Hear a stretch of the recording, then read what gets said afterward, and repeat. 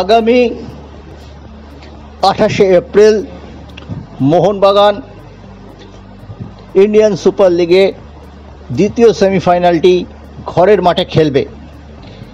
সেই ম্যাচ নিয়ে প্রস্তুতি শুরু হয়ে গিয়েছে। মোহনবাগান এসজি ম্যানেজমেন্ট সূত্রের খবর, সেই ম্যাচেও খুব বেশি দামের টিকিট রাখা হচ্ছে না। 50 টাকা এবং 100 টাকা দামের টিকিটের স্ল্যাবটি থাকছে। এরপর কোনো স্ল্যাব থাকবে কিনা সেটা এখনও চূড়ান্ত হয়নি, হাতে কয়েকদিন সময় আছে।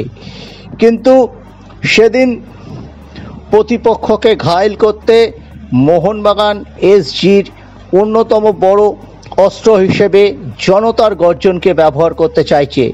তাই মোহনবাগান মুম্বাই সিটি এফসি ম্যাচের মতো ফিরতি সেমিফাইনালেও যাতে সল্টলেক স্টেডিয়ামে 60,000-এর বেশি লোক খেলা দেখতে পারেন, সেই ব্যবস্থাই করতে চলেছে মোহনবাগান এসজি টিম ম্যানেজমেন্ট। এর পাশাপাশি মোহনবাগান টিম ম্যানেজমেন্টের তরফ থেকে জানানো হয়েছে আইএফএ অনুমোদিত ক্লাবগুলি বড় সংখ্যায় টিকিট পাবে বলে সিদ্ধান্ত নিয়েছে মোহনবাগান এসজি।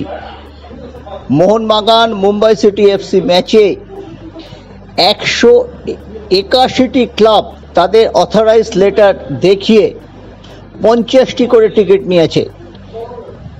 এই টিকিট এতদিন আইএফএর মাধ্যমে বন্টন করা হতো। ময়দানে অভিযোগ ছিল অধিকাংশ ক্লাবের কর্মকর্তাদের হাতে মোহনবাগান এসজির তরফ থেকে দেওয়া টিকিট পৌঁছাতো না। সেই জন্য মাঝ মরশুম থেকে তারা নিজেরাই এই টিকিট বন্টনের ব্যবস্থা করেছে এবং সেটা প্রায় 200-র কাছাকাছি পৌঁছে গেছে মোহনবাগান মুম্বাই সিটি এফসি ম্যাচে। ফিরতি সেমিফাইনালেও বেশ কিছু সংখ্যক কমপ্লিমেন্টারি টিকিট অনুমোদিত ক্লাবগুলিকে দেওয়া হবে বলে মোহনবাগান এসজি জানিয়েছে। বৃহস্পতিবার থেকে মোহনবাগানের নকআউটের প্রস্তুতি শুরু হয়ে যাচ্ছে।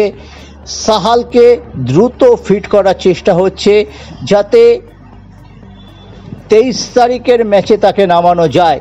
যদিও বা 23 তারিখে তাকে ব্যবহার করা না যায়, তবে অন্তত 28 তারিখ তাকে ব্যবহার করতে চাইছে মোহনবাগান টিম ম্যানেজমেন্ট।